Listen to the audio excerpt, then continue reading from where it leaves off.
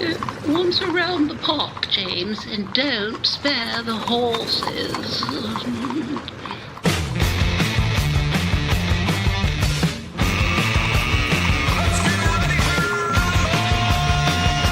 It's showtime.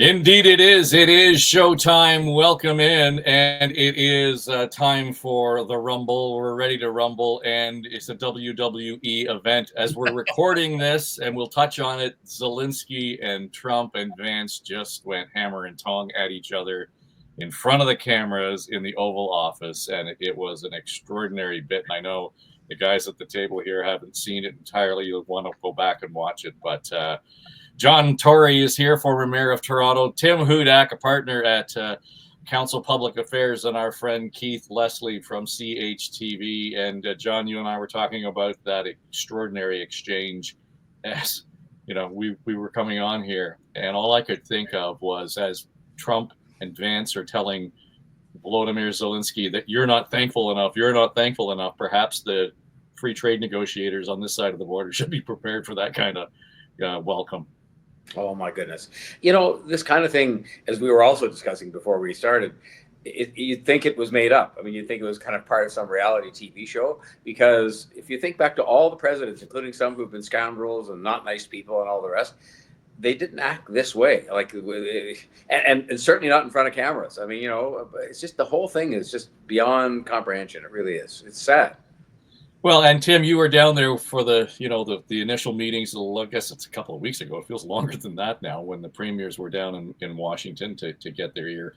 There's nothing in there that suggested to me that Donald Trump is on track to have anything but his way.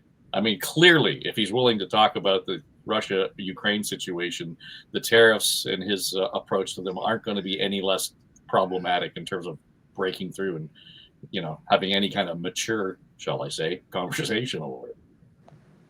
Well, the weird thing is, so much has already happened, right? The ambition has been so strong. There's been so many announcements, but it's been less than 100 days. The State of the Union address, I think, is happening next week, March 4th or March 5th. So maybe not a lot has been. I guess you say he's bound to have his way, but there's so many checks and balances, right? In the American system, he has a very narrow margin in the House of Representatives. He's got the Freedom Caucus to contend with. It just tells you that this craziness, this roller coaster, the ups and downs and twists and turns, it's got to hit flat ground at some point. And I still think it's early in the process. And despite the madness that you described, something that sounds like WWE, and I am a WWE fan. One of my claims to glory when I was in politics, I helped bring WWE to Toronto in 2002, met The Undertaker and Vince McMahon and the whole gang. I like the wrestling. I think it's going to calm down. Well, but this is real, Keith. This is real. They're actually coming off the turnbuckle and hitting each other. And balances. Where are we going to see checks and balances? The Trump administration has already made it clear. There are three branches of government, all equal. The courts do not have say over top of the Trump administration. Donald Trump has made that clear already. So the fact he's upsetting the entire world order, he wants just chaos for chaos sake, it seems. He's, siding with Russia publicly. He's got the Europeans, he's got the whole world basically upset. Not just, it seems quaint when we look back now to the early days of 6 weeks ago, when he was talking about taking over Panama and Greenland and maybe annexing Canada, economically. It's just been every single day. There's just this fire hose of chaos, as I say it. And I don't know how any of us are supposed to react to it other than just work through it, live through it. You asked about the Canada trade representatives going into negotiations in the United States. I think it's basically a matter of, go into the room with your eyes wide open and your hands in both pockets, and then just hope you're dealing with someone who's reasonable and who has the ear or the support of what the president wants, or knows what the president wants, because right now nobody really does other than Donald Trump.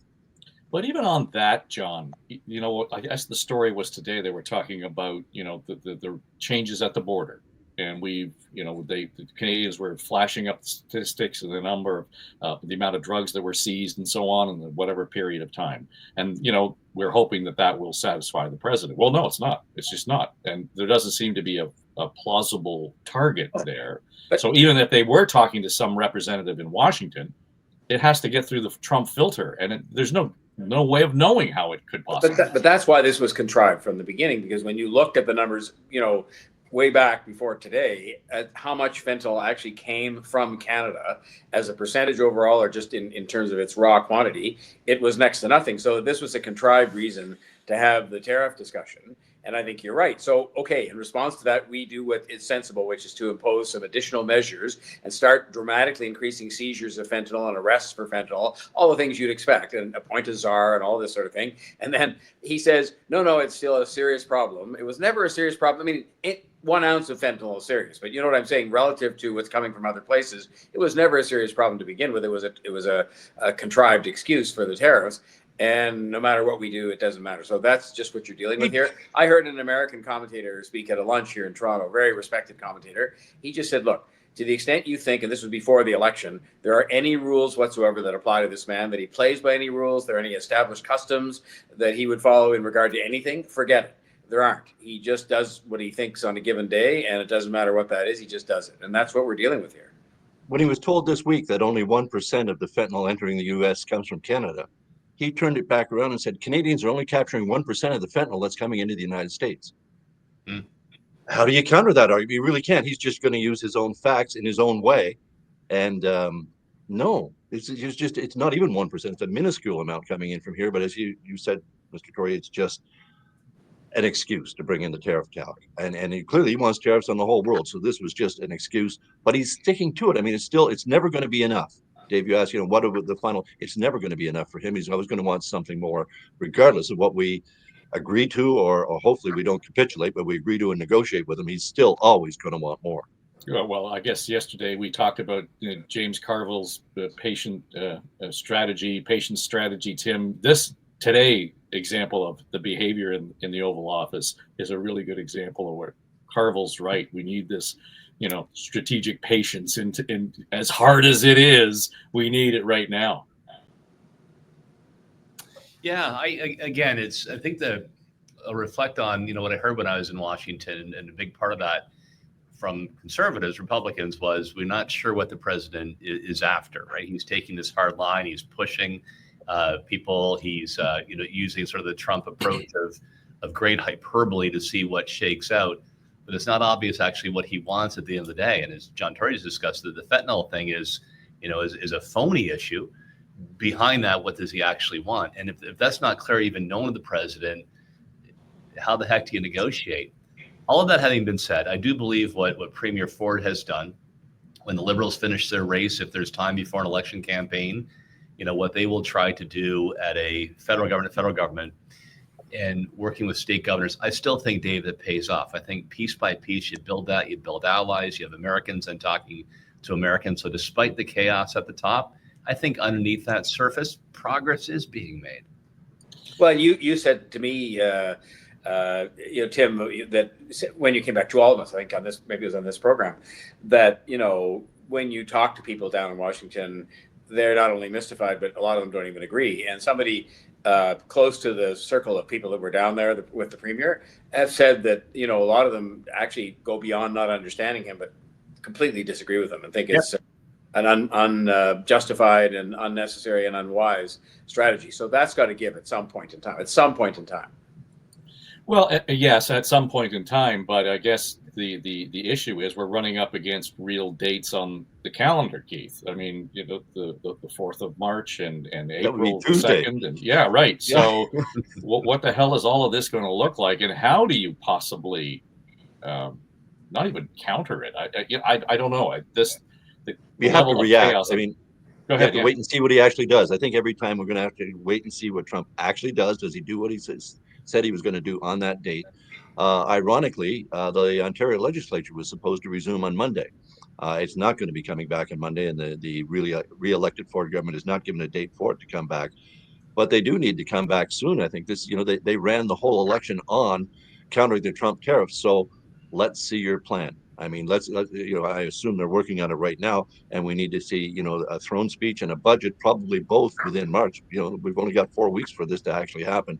If Trump's tariffs come in on Tuesday at 25%, it's not going to take long for that to really, smack the auto industry down. It's going to take longer for other consumer products, but the auto industry in particular, they're telling us it's a matter of days before they're going to shut down on both sides of the border.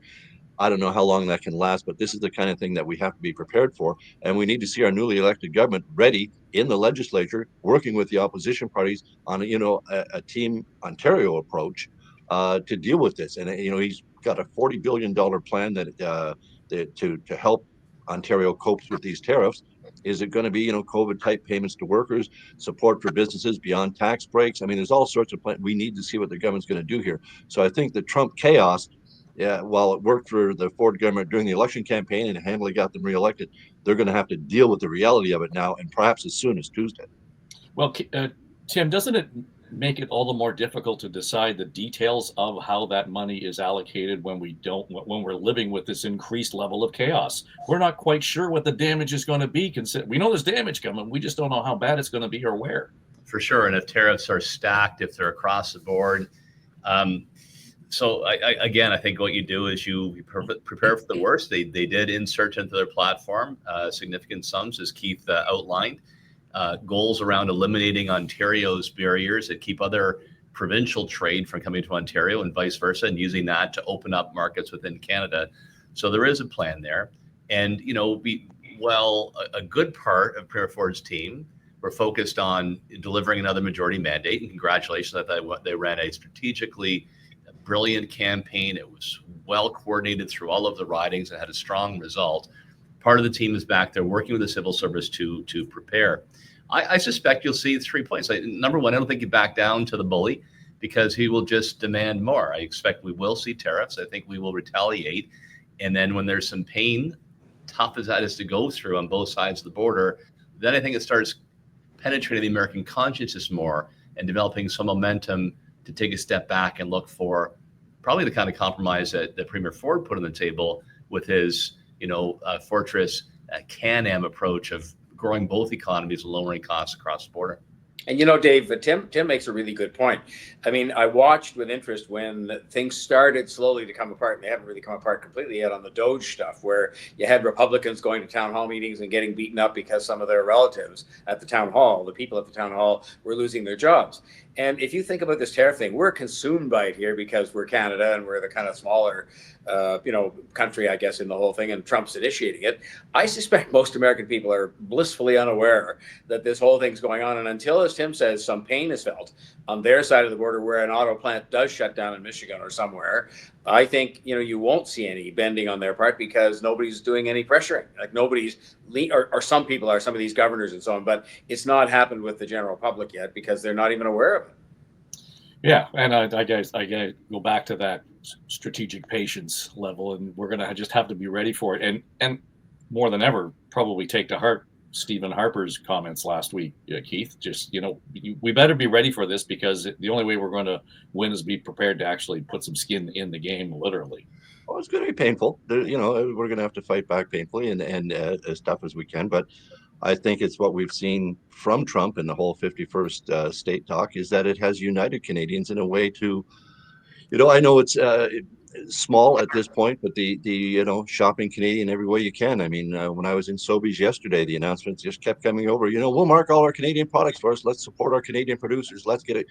This is something Canadians are absolutely getting behind, whether it's a small thing or not. It unites us in ways that when the pain does come, we hope governments are reacting in ways to get support to people who do need it.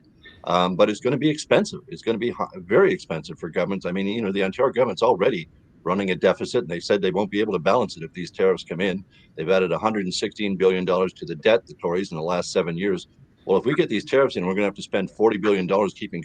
That's going to add a hell of a lot more to the debt and the deficit. So it's going to be tough fiscally, no matter how we do it. But the government, it's got a plan, but it's all reactionary at this point, and we can't really know until we see exactly what it is, and then when we see the impacts of it. As we say, it appears the auto industry will be their first hit and the hardest hit right off the bat. But we also know that the auto industry basically is good for every auto industry job is good for 6 or 7 other jobs supporting the industry. So that'll quickly lead to even more job losses than we're seeing with the Doge campaign to just cut government workers across the board. You add those two together, and I think Americans will just, keep revolting back against all these massive cuts and against the Trump tariffs when they see that the tariffs are actually costing American jobs as well. All right, so we've spent all this time so far on the show, and we haven't even talked about the election result last night. And I saw you with your Vic Fideli signature tie on there last night on CTV, Tim. It was fun. And John, you were doing some CTV, and Keith at CH. Just top line takeaway. What was the story of the night? I know there are several, but Keith, what was the story of the night for you? Well, my favorite story of the night, I mean, aside from the Liberals getting official opposition status, pretty important, and really not getting a seat, I love the Bobby Ann Brady story. The one independent who got elected in a general election and got reelected last night in a general election. This is in Haldeman, Norfolk, on the shores of Lake Erie. And Bobby Ann Brady was the constituency worker for Toby Barrett, who'd been that riding representative for 27 years, a progressive conservative, a very loyal PC member in a largely rural riding. When he retired, Bobby Ann expressed that she would like to run for the job, and he wanted it. And Doug Ford's office said no. They wanted to appoint their own candidate. Well, she won that election, and last night she won re-election as an independent, and the PCs threw a lot at that riding, and they ran a local mayor against her. She won with 66% of the vote. She beat the mayor by 20,000 votes in a rural riding. She had the largest plurality in the province. So that's my favorite story out of the election last night, because it shows you can stand up to the powers that be, especially if you're strong on the ground locally. And Bobby Ann Brady, man, she is strong on the ground locally. And ironically, she's a progressive conservative. She's a fiscal conservative. Like, she really should be in this government. And the fact that they weren't able to bring her back in the fold and run her as a candidate in this election is on them completely. And the fact that her one seat might be in the end, when the final last counts are counted, stop them from getting that one extra seat that they wanted to at least match what they got in 2022. I think there's a bit of irony there, and I kind of like it. Yeah, it's funny, John, when I was looking at the map this morning, and I thought, oh, there's orange and there's red and there's blue, but what the hell happened here? It's that big gray spot. It's grayed out. And it really sticks out when you see it on the map. What was your story of the night? Well, I was going to say that it was the fact that I really do think the Liberal Party has revived itself from the dead to be a fighting force now when they got 30% of the vote. But you know what? So I think that happened, and but it's kind of tempered by Bonnie Crombie not having her seat and by the seat count, which is only a few more than they had before, albeit for official party status. I would say beyond that, it's a small one, and her name's gone out of my head now. It's a premature thing of forgetting the woman in Hamilton Center. Sarah Gemma. Yeah. I was heartened by that, in the sense that it proves to me that people do watch, and they do watch how you conduct yourself, because the party, the NDP, still won the seat handily, but she finished fourth, not second, not third, but fourth. And I think it just indicates to me, in a heartening kind of way, that people watch. If you behave yourself in a way that is just beyond the pale, especially when it comes to being prejudiced, people are just going to say no. And I was very heartened by that, because it doesn't matter, whatever your view is on any of these issues, she behaved in a way that I think everybody would find completely unacceptable. And the public said, yeah, we agree. We're not having you behave that way. You're done. Tim, the story for you for the night? Well, look, I think because expectations were raised by people who maybe had a bit too much hubris or testosterone or what have you, that Ford was going to get 90 to 100 seats. That should not obscure the fact that Doug Ford has won 3 consecutive majority governments. He won by a landslide, and his percent, while the seats didn't go above his total from last time around, his percent of the vote did. That's actually a remarkable accomplishment. It's a tribute to him as a leader. It's a tribute to the strategy, ruthless as it may have been to do an earlier election, and their execution. Like that, he is a political phenom, and we cannot underestimate, or we cannot understate that accomplishment. The other thing I'll throw on the pile here is the lack of a Liberal ground game. The fact that they get 30% of the vote and only end up with 14 seats, see their leader lose by a significant margin, makes me wonder what is actually left in that party when it comes to volunteers and on the ground work. Clearly, the New Democrats had game. with 18 or 19% of the vote and still winning, 26, 27 seats, and the Tories did. The disappearing Liberal ground game after these consecutive losses, can you actually bounce back from that? And if you go through it, Dave, to Tim's point, I can think of just the one because I was reading the numbers, and there's all this talk always about, does it matter if I vote? Vince Casparo and Eglinton Lawrence lost by 114 votes, and there were quite a few like that, where the margin of victory was very, very small. And if you don't tell me, and we all know because we've been around politics a long time, that 114 votes could easily have been made up by a better ground game, it's just true. That's why you have the ground game. And so I think Tim's right. That 30% could have been converted to 31 or 2 or something, and that might have literally flipped another 6 or 7 seats that would have made the difference, because some of them are as between the NDP and the Liberals. But after 2 elections, each got his landslide Ernie moniker. Keith, isn't he? Yeah, he had 6. And the victory last night in James Bay by the NDP was 4 votes. 4. There was an automatic revote coming there. Yeah. Which is always fun. I mean, I love those ones. And, Ernie Eves, as you said, landslide Ernie, he just loved that nickname because it was a tough first race when you win by 6 votes and you really hope that recount. That's got to be tough to go through a recount. Just going to add it. You never know what's going to happen, right? When you do all the math and all the projections, and then when the boots on the ground do the work and the voters cast their ballots. So the Conservatives were expecting a win in Oshawa. The New Democrats held on there. Niagara Centre, they thought, was going to go blue for the first time since Ellis Morningstar in the 1950s and 60s.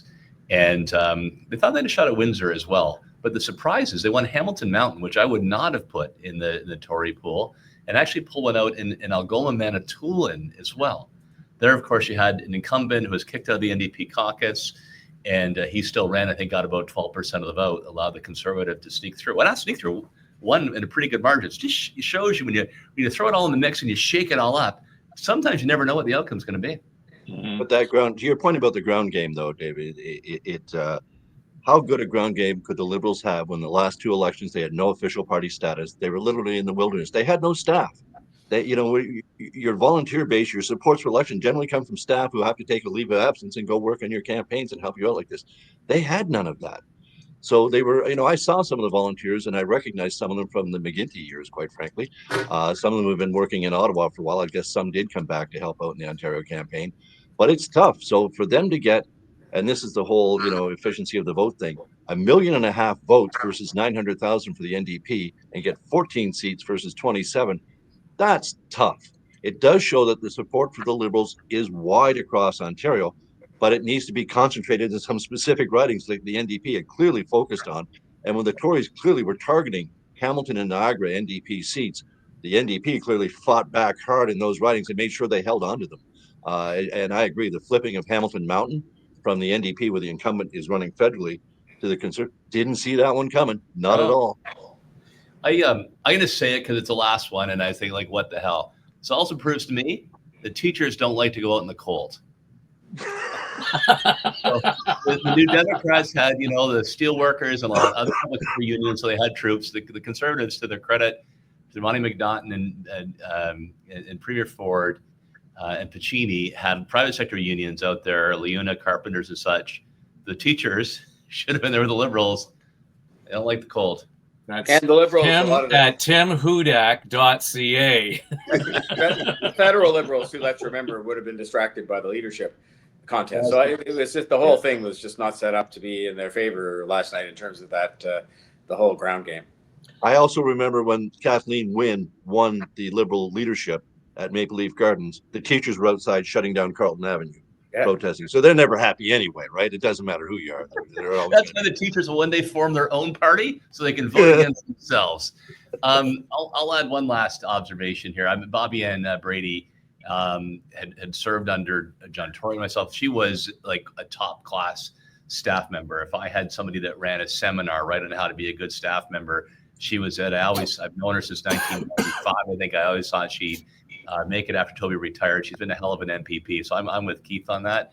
And so often, people think, well, political science profs understand these things and the philosophy and the math. Sometimes it's personalities. And this just gets down to Doug Ford and Bobby Ann have a personality clash. She could be in cabinet right now if they didn't have that sort of sad interaction.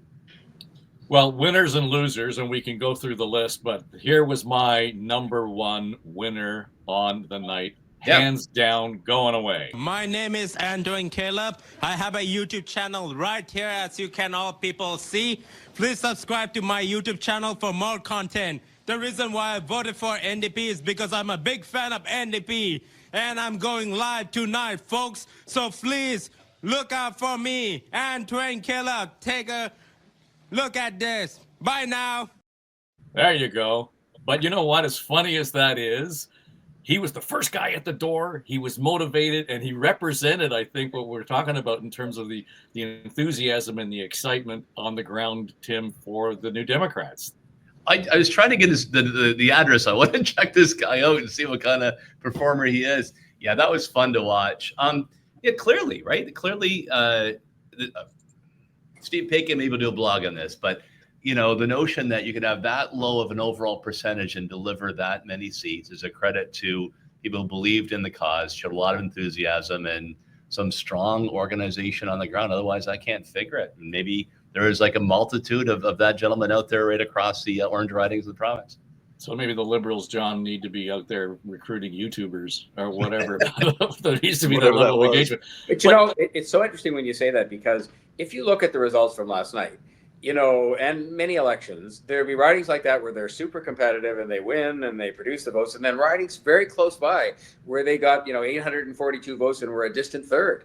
I mean, it's just it's back to sort of saying that it isn't just about the stuff we talk about, the top level campaigning, what the leaders say and what the ads say. It is about stuff that happens very locally, you know, where the same party with the same campaign, the same leader can finish a poor third with literally a few hundred votes in one constituency, and in the next door one win with 15,000. It's an extraordinary, and that's why you can never write these campaigns off. I was very wrong in my prediction, because I really thought 30% and a half decent, turning out of the vote would produce more seats for the Liberals than the NDP. And I was wrong. I mean, it didn't happen. It didn't happen for Bonnie Crombie either. I mean, like, it just didn't happen. But I mean, because it's just inconceivable you could get almost twice as many votes as the other party and get a fraction of the seats. Well, John, I heard you on the radio this morning talking to John Moore about sort of, you know, there's a bit of a victory in here for the Liberals, in as much as they are now official party status. So they will have some of the benefits that they didn't have before in terms of organizing, in terms of their presence in question period, all of those sorts of things. If nothing else, that at least gives them more of a foundation to be prepared. But as you pointed out, 4 years is a long time from, you know, in politics. And who knows who they'll be facing in 4 years. Will the Conservatives have gone through some kind of, you know, refreshing process, which the PC party's done over the years many times? It's so many imponderables that it's 4 years is a very long time, and including for Bonnie Crombie. You know, I've been through this experience of being a leader outside the House after an election. It's not pleasant, Tim remembers, and there's a disconnect. The parliamentary party is not everything, but it's very important, and you become disconnected because you're not part of it, even though you're the leader. And it's a very difficult situation she's got. Being an opposition leader is difficult to begin with, as Tim, I know, will agree. And then adding to that the third party thing, and adding to that the leader not in the House, very difficult. Yeah. Was anybody else surprised? Was anybody else surprised last night that she did not resign? Well, let's get to that. Stand by. I know tonight isn't exactly the result we were looking for, but you should be very, very proud of what we did tonight.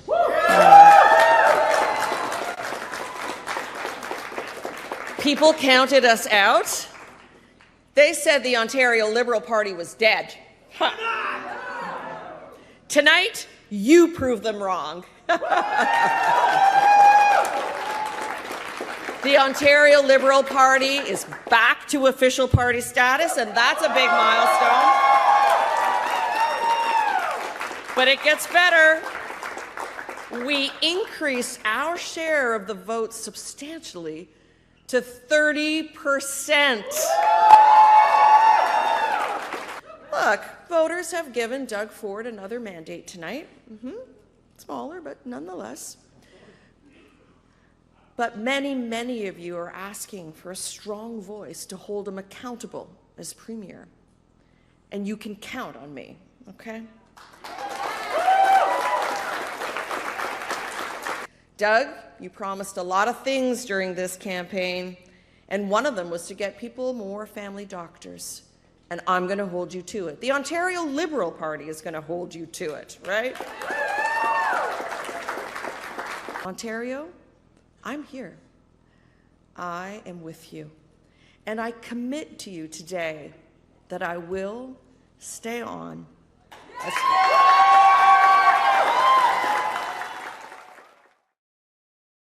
And that's the punchline in there. And I think, Keith, it's a good question.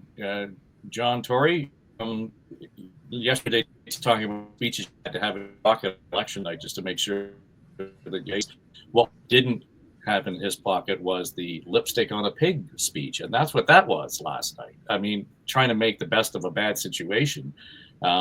It was really difficult. And I understand being in the room with the supporters and everything else, but boy, should she have just said thanks, hand it over to the party and walk away, or what? I certainly don't think there was any need for her to resign last night. I think she should take some time because she did have some wins out of the election campaign. I think the problem with that speech last night, regardless of who you're in front of, I mean, even if it was an empty studio, it was without grace. It was without any of that kind of just sort of saying, okay, let's not relitigate the entire campaign in the 5 minutes I have to kind of, sum it up and concede, because that's what you're supposed to be doing. But she didn't really concede. No, did she? I've done it, and Tim's done it. It's a very hard thing to do because you fought like hell with all your people, and you feel like you let them down and all that. But she should have had an ounce of grace last night. She didn't do herself any favors with that last night. But having said all that, she deserves some time to think about all this, to talk to the caucus, because they'll have a lot to say, and go from there. But I mean, the difficulty she's got now, if she wants to get into the legislature, which she has to sooner or later, is some of them just got elected last night, so they're not about to turn around and say, okay, I'll give that up. Others stuck through the period of non-official party status. Some of them are going to be reluctant. And the seat that materialized, if somebody did agree, may be in some far-flung part of the province that she has no connection with. So it's a difficult situation, but that's why they need some time to sort it out. Well, I heard them talking about the first caucus meeting, Tim, and she wouldn't be in there because she didn't win. So they can't be part of that first caucus meeting. Then they're inviting those other candidates in after whatever they have in terms of their first caucus meeting. But as all that was playing out last night, and I said to you earlier today, I wonder if John Fraser has just gone to ground, just trying to be small and don't pick me, don't pick me. I was actually chatting with John. I got a tremendous amount of respect for him, and he did not want to be in this scenario. Well, once again, he was hoping and praying, and I think probably surprised at the result last night. So two things on this: a leader can still be in caucus even if they're not elected. They can't lead the caucus in the legislature, but they can certainly be in the room with caucus and lead that discussion. My gut on this is that Bonnie Crombie is a fighter. She's a scrapper. She gave up being mayor of the sixth largest city in our entire country. So it's pretty hard pill to swallow to say, I'm going to give up. So I think she's going to fight on. And I thought she improved during the campaign. I wasn't fond of her debate performance. But then after that, right, I thought she was landing some good blows and she had a consistent health message. So that she feels personally she's on a bit of an upswing as well. My gut is I'm not a liberal, but I don't think it's survivable. When you lose your seat by that margin, we don't deliver a single seat in the region of Peel, and you barely get all party status. I just don't think that's survivable, but I bet she fights it out. And I think it's going to be a bit of a behind the scenes squabble for some time in the Ontario Liberal Party. Yeah, Keith, the question that has come up, and I think even John Wright sort of posed this scenario shortly after she landed the leadership of the party. And that was that she was the mayor of the sixth largest municipality in the country and so on. And so had that presence, had that support, had the team around her, and then ends up with the Liberal Party where she didn't have that level of status, if you will. But on her side, she's not used to losing. And that may be the big motivator here for her. Absolutely. And it's tough because not only has she lost, she now has to, as John said, find one of the 14 Liberals who did get elected, start with asking all of them. I mean, does anybody really not want the job they just ran so hard to get? No, I mean, that's a really, really tough question. You're looking to step aside. No one's looking to step aside after last night. They just won their seat.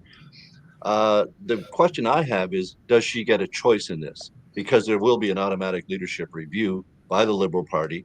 And there seems to be some grumblings already that she didn't deliver as much as she should, that she, as the mayor of Mississauga for a decade, she should absolutely have been able to win a seat there, or at least pick another riding in Mississauga where she could have guaranteed herself a win. So I think there's a lot of criticism. It's going to be a fight. To Tim's point, she's probably going to fight it out, and she has every right to do that. But I don't know if that's going to be in her interest in the long run. I mean, especially if the knives come out and they start getting quite vicious in their attacks. And, it depends. Leadership races can get very nasty, very right off the bat. And if you're in the defensive position of, having helped, get 1.5 million votes during the election, but not getting your own seat and getting the official party status, it's going to be a lot of conflict. It's going to be a tough fight for her. And remember, before she took the leadership in December 2023, so just over a year and a bit ago, Liberals were looking to the Green Party leader, Mike Schreiner, to lead them. They were writing him a letter of consider. So they've come that far, that fast. I don't think anyone's looking to Mike Schreiner to come over to lead the Liberals at this point, but I think there will be challenges to Bonnie Crombie's leadership from within. John, part of this that occurred to me as it was sort of unfolding over the last couple of weeks landed for me on how late it took them, or how long it took them to announce what riding she was going to run in. And what does that tell you? I realize that the leader can probably say, I want to run here or whatever, but we talked yesterday about how closely the war room was watching numbers, how where the support is, where the support isn't. How much of that played into, do you think, the choice of the riding that she ended up running in? I think with the benefit of hindsight and the result that we got last night, I think a lot of it is that they were doing research themselves to try and help pick a riding that she could win. And they were finding, to my surprise too, because I thought she was a pretty successful mayor of Mississauga, all things considered. She certainly was electorally successful. I think they found, to their own shock, that the bedrock of PC support was strong, that all the candidates were, reasonably strong, and that there was no slam dunk. I thought she would sort of win, maybe not by much, but just on the basis that, she was our mayor and she is a party leader and they accord a certain degree of respect to that. And it just didn't work. So I think probably they were doing research and they didn't pick one because they couldn't really find one that looked like it was a terrific prospect, and they just kept, delaying on it to see if things got better. Yeah, that's what I kind of played through last night, and I'm thinking, well, why wouldn't you have found a riding, it's St. Paul's in downtown Toronto where Stephanie Smythe was, where there was more likelihood, Tim, of her actually being successful, recognizable as a voice. The mistake might have been trying to be too close to home, if you will. You can see how you think you'd win, though, right? Like, you had resounding victory as mayor. You will always think the other party's not as popular as they are. You probably would not either have imagined the circumstance where the president of the United States would become the greatest ally to your opponent and dominate the media. If it was a different horizon, Dave, where this election had taken place as planned in 2026 and Doug Ford had been in office for 8 years, she probably would have won that seat. But the Ford machine, I'm trying to think, could anybody have stopped the Ford machine, considered the strategy, the execution of the premier, and the circumstances of this election campaign? So, if you thought when she declared her seat, the election was going to be down the road, it actually makes sense. She just didn't know what was going to happen in February. Well, again, Bill, to John's point, they had to have been looking at those numbers and where the support was all the way through. And they didn't actually put her in a seat until, January something or other. I suspect, though, the trains were in motion, that it had to be a Mississauga seat, a Peel seat. I think things had been advanced enough. I could be totally wrong, but I bet those trains were already in motion. They'd have run her in St. Paul's. The media would have hounded her. What, you can't run in Mississauga? You were mayor for 10 years. Exactly. No, either way, it was double-edged. I get it. Maybe John Fraser wants to give up his seat just in case. Who knows? Yeah, but just on that point, Dave, before we move on, I mean, if John Fraser gave up his seat, and look, I'm the living proof of this. I mean, Laurie Scott, thank God, after a long period, when I say thank God for me, she said she'd give up her seat, and it's not that far away, and I was the leader of the party, and so forth and so on, and I lost. the by-election, and there's no guarantee if Bonnie Crombie had John Fraser as an example give up an Ottawa seat and she went down there that people are going to say, oh my goodness gracious, it's Bonnie Crombie, let's elect her, and she's a party leader, aren't we impressed? There's no guarantee of that at all. I mean, and so in that sense, I don't think there is an easy solution for Bonnie Crombie, even if somebody did agree to give up their seat, which we've also discussed is sort of unlikely in the circumstances. Well, but in your situation, there was as much of inter-party squabble going on, I think, that hurt your campaign as much as what was going on in the riding. Didn't help. But having said all, it still proved the point that a party leader, in a safe conservative seat, didn't get elected when somebody was kind enough to give up their seat to try and make that happen. And so I'm just saying, but you're right, that added to it. But, that could happen here too, among those who would say, well, John Fraser shouldn't have given up his seat if he was the one that did. Or, there could be various factions, and that can lead to unexpected results, especially in a by-election. Next up, here I want to get to the order of the speeches in a minute, but I just thought the opening here was really interesting. Thank you so much. Oh, wow. Hello, everyone. Bonjour tout le monde. My name is Marit Stiles. Look, we set out in this election to form a government on your side. Now, the results aren't everything that we hoped for, but the people of Ontario made their choice. They've re-elected the government, hoping it will help protect them from Donald Trump and his tariffs, and they've entrusted me and my team to do a different but also very important job.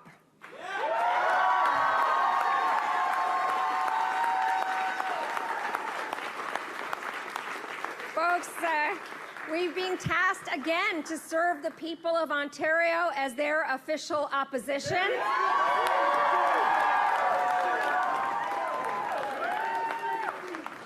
And our job will be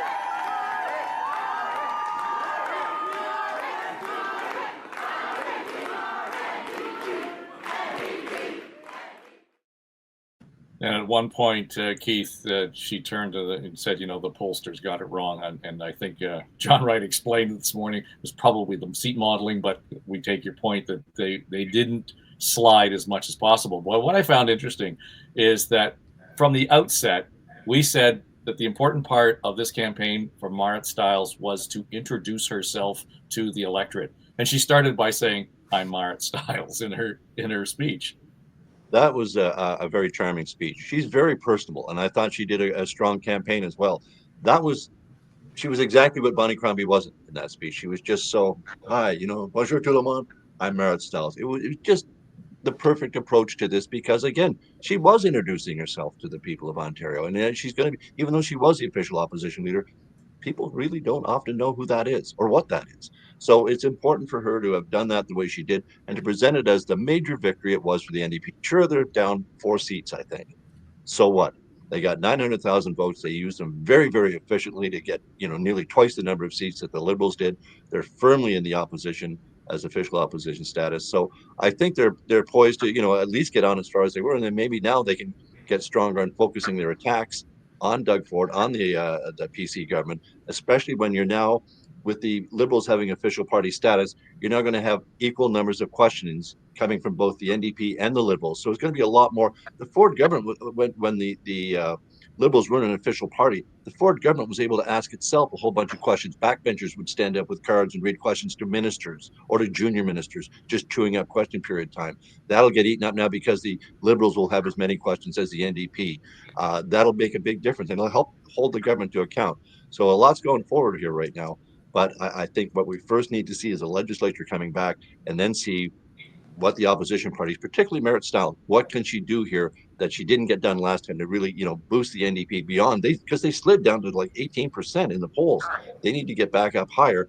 As I say, though, their vote was so efficient, they got nearly twice the seats as the Liberals. Well, Tim, the striking thing for me between the two speeches, aside from content and tone between Crombie and Stiles, was just the visuals.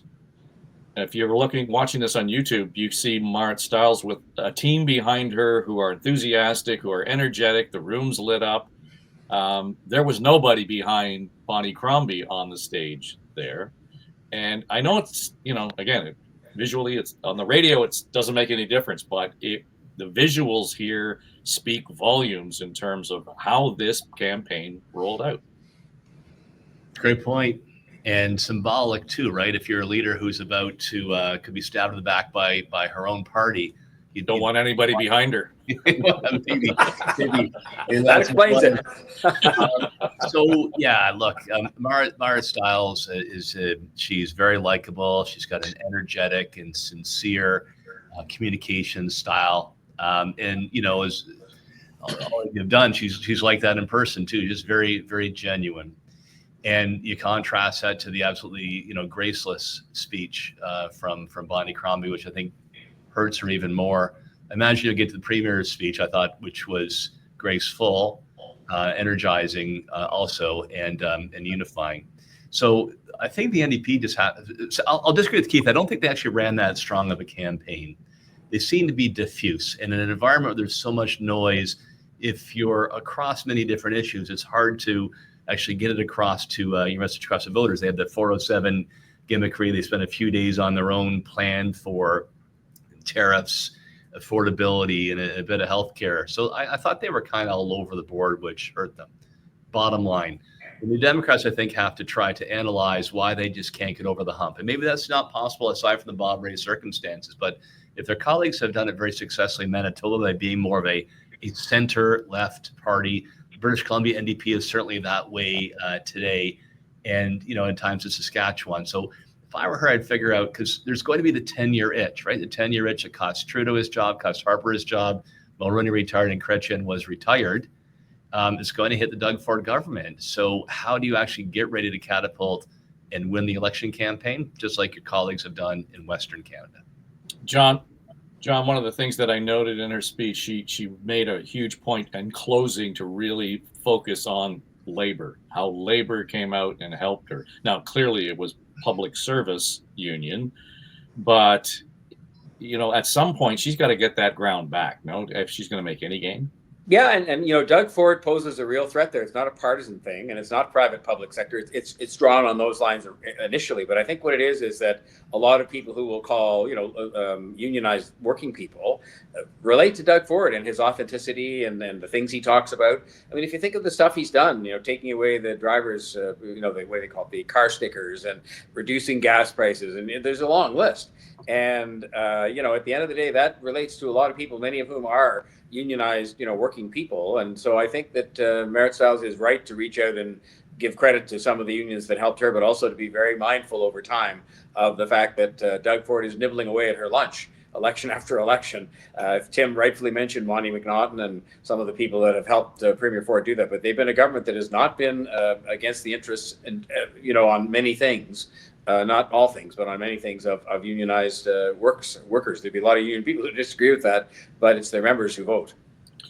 So I just thought it was, interesting as well, the order of the speeches. Did that throw you off? Because the Premier came in second in terms of the order of the speeches, Keith, as opposed to sort of waiting to the end to let everybody have their say. Well, if you remember last time, he didn't wait for anybody. Right. He went out first, so he didn't wait for. He didn't wait for Kathleen Wynne to step down or to concede. He went out first. I think it all stems back to when he won the leadership, and they had to get out of the ballroom, and he couldn't have the balloon drop. He wants to make sure he guarantees he's going to know when he wins. I don't know where to go with that. So. Yeah, well, I just don't know that it matters as much, except for guys in this room. That's all. I'm just saying. Yeah. It's 10:30 at night, and he didn't want to miss that time frame when people went to bed. And because Dalton McGuinty did the same thing when I was in 2007. I think premiers decide, and they're the winners, so they should be gracious, and he was. Premier Ford was. And he just decided he was going to get his speech in before the 11 o'clock witching hour came along. So there were two parts to that speech. One part, of course, he talked about, the Trump threat, but he did spend time talking about, how important it was for him. And he used the word, he's humbled by all of these things. But this was the mandate now that Ontarians have given him. We asked the people for a mandate to cut red tape and the excuses, streamline approvals, and build things faster. The people said yes. We asked the people for a mandate to get the federal government out of our way so we can get shovels in the ground on the projects that will build the true North Strong and Free. The people said yes. We asked the people for a mandate to build pipelines, to build rail lines and transmission lines, to diversify our trade, find new markets, new customers, and rely less on the old ones. The people said yes.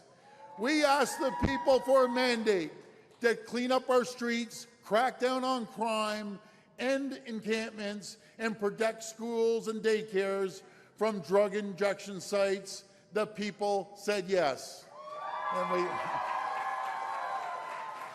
And we asked the people for a mandate to build Highway 413, the Bradford Bypass, Highway 3, Highway 7, Highway 11, Highway 69, to bring sanity back to bike lanes, to tunnel the 401, to upload Ottawa LRT, and build the future of GO Transit across Greater Toronto Area. The people said yes. This is our plan to protect Ontario. It's a plan that offers big and bold ideas. It's a vision for the future of our great province and a vision for the future of our economy. So we finally got to the economy at the end of that bit. I didn't realize that wasn't his entire speech, but fascinating to me that the Premier could condense almost the entire platform, Tim, into 1 minute and 48 seconds. And I bet if you actually went out and asked most people, did you vote for that? He had so many things in there. He didn't necessarily have to have everybody vote for everything, but he had enough in there that he could say, yeah, I like that idea. And so that was the broad base of support. As scattered as it may have sounded, there was going to be people who glommed onto one or two of those things, and that was enough to really broaden his base. Well, I proudly cast my ballot for Sam Osterhoff in Niagara West to stop the bike lanes in Toronto. On my list, they drive me crazy. I think two things from this. You are going to see, I think, a very ambitious Doug Ford government. I suspect they will come back soon. I suspect that most of the key players, because it does have a strong cabinet, will remain in those positions, and you got to have the plan to fight the impact of the Trump tariffs. So I think that will be an ambitious plan. Secondly, then I think it turns to legacy, right? This is 3 majorities. You obviously prepare yourself so you have the option to run for number 4. But when I think of what Doug Ford, my gut would tell me really wants to get done, number 1 is the transportation investments. The transit in the city of Toronto, the highways that he listed there. He is serious about the tunnel, whether that's done within this time frame or not, but breaking gridlock, massive investments in transportation. The second one I'm going to put on there, because it's kind of an offspring of Ford and Lecce, nuclear power. The notion that we could actually be an energy superpower exporter from the province of Ontario, uniquely positioned with clean and affordable energy. I think that it will be another lasting legacy for Doug Ford. It'll be a focus of this next 4 years. Well, and we've said before, John Tory, the idea that all of a sudden, yes, the tariffs are going to be the immediate issue, but this litany of promises now come under higher scrutiny. 1, 2, it's also the record of the previous 7 years. He's going to have to hope that the things he rattled off there in that 1 minute and 48 seconds are going to be the focus more so than anything in the rearview mirror, let alone the possibility of any outcome from an investigation by RCMP. Yeah, and he knows that most of those things he listed have a degree of controversy attached to them, and so that's one of the reasons he was trying to rope them in to being part of the mandate. Because the other thing that we haven't mentioned, leaving aside extraordinary things like RCMP investigations, is the realities of the healthcare system and its problems, and the realities of a number of other kind of things that did not get discussed really. And it's not anybody's fault. I mean, the opposition tried, but the Trump thing kind of overrode everything. Those are now all at his doorstep too, as they were before the election. So those are going to now have to be dealt with. It's one thing during the election to get Donald Trump continuously helping you by every day raising the tariff issue and keeping that as the issue. That will still be happening for a while, but he's going to have to deal with the realities of the healthcare system and things he did not mention in sweeping them all in to the mandate that he got last night. So it's going to be very challenging times. He's up to that, but it's very challenging times. And of course, we've got a federal election to come too. And it'll be very interesting to see what his role, if any, is in all of that, and whether he is, approached for friendship by Pierre Poilievre, which hasn't been the case before now. And I'm not blaming anybody for that. I'm just saying it's the reality. It's going to be very interesting times ahead. Keith, the part of the conversation, and the Premier has made this in a couple of stops, and it might have even been in the last day when he's really sort of addressed the need to break down the interprovincial trade barriers and so on.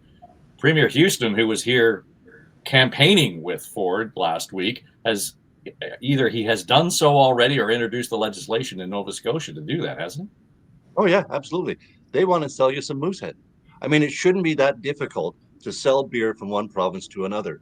And I saw the president of Moosehead being interviewed, and he said that he can't sell in Newfoundland except in the government stores. That cuts out 80% of the business is sold in private stores.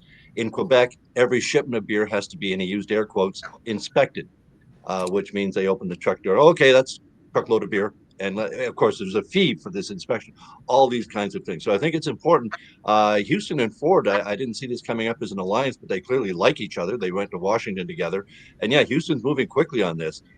He was very good in communicating the fact that Nova Scotia, a province of 1 million people, sells $7.5 billion worth of stuff to the United States every year and buys back 500 million. So the trade imbalance as far as Nova Scotia is concerned is massive, and we need to keep that U.S. market. So I think to see Ford and Houston, getting serious about these interprovincial trade barriers, it's going to help. It's going to take, let's face it, there's 13 leaders here who all have a say in what products and what things they want, what regulations have to be changed or can be coordinated across the country. A lot of it can be done, but some of it will cost some provinces some money or some jobs. And so it's going to be a difficult negotiation. But Ontario is in a position, I think, to really lead on the interprovincial barriers because we're such a market for other provinces to want to market into. Yeah, Tim, I just, not that Ford needed an invitation, but it seems as though, Houston's move makes it easier for him to really rally it up and take on a different role as Captain Canada. Yeah, and because I suspect Quebec would be the worst sinner, but we're not without sin, right? If we can't get Moosehead, by way of example, we tend to have rules around our building code would be different from other provinces, rules around professions. Doug Ford did knock some down for healthcare workers, but Ontario probably is more protectionist than others. So I was really happy to see the Premier actually carry out his promise here and put that in his platform and then use that as leverage to open up other doors. It'll be good for Canadians, lower costs, more choice in system, more job creation. I just hope they have the guts to actually carry that through. And if Quebec doesn't play along because of Quebec politics, doing it a 9 out of 10 isn't bad either. Yeah, well, John Tory, though, that's the whole point, though, isn't it? It doesn't. We don't have to have an all or nothing deal here. We can set the tone and set the example, and as long as that provides new markets and opportunity and jobs elsewhere, where who knows what the hell's going to happen with the Americans, then that can't be bad. Yeah, and for years, I mean, going all the way back to when I went to the interprovincial meetings with Premier Davis in the 1980s, this has been a sort of a pledge and a goal and an objective and a commitment, and nobody's done anything, to be frank. And so I think you're right. It's not an all or nothing deal. Nobody has to give up everything, but we just have to make significant moves in the direction of being one country economically so that we can actually be stronger for that reason alone. Even if Donald Trump wasn't doing what he was doing, we should have done that years ago because it's going to create strength and jobs and prosperity for the whole country, and that's what it's all about. We're just going to wrap it there, but just as we were talking and we came on to start the show, we were talking about the Zelenskyy-Trump meeting and how it went right off the rails, and that would be understating it. I just see the lower third on CNN. Shockingly, they have canceled the press conference with President Zelenskyy and President Trump. So who knows what the hell's going to happen? John Tory, Tim Hudak, Keith Leslie, thanks for this, and thanks for jumping in and offering up the insights over the last month and a bit. It's been fun having you here on the show. Thank you. Thanks for doing it. Great job. Well, it's the least I can do, John, and you know what I like to do, the least I can do. So we'll just keep it there.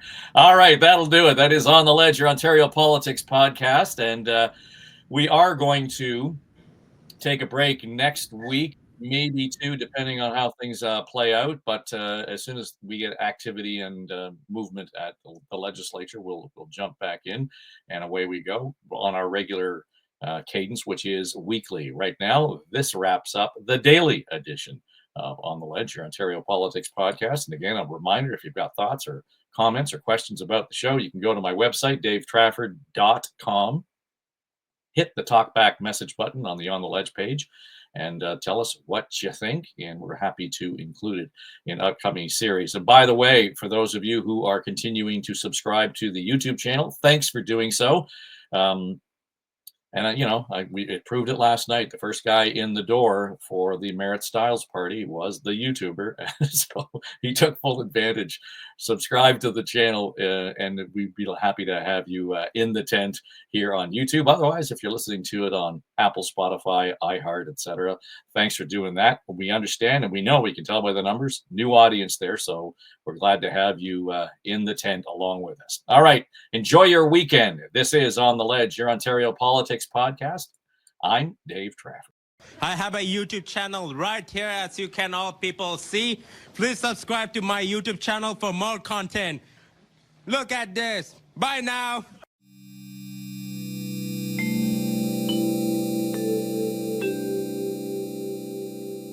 This is SSN. Story Studio Network.